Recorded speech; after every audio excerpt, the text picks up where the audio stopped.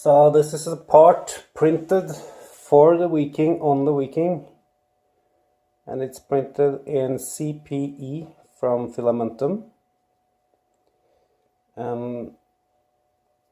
It's a 0.25 layer height, 25% infill, and 3 perimeters, 6 bottom layers, 6 top layers, and should be very good. So more parts are coming. So these parts will be for sale. So you can order a kit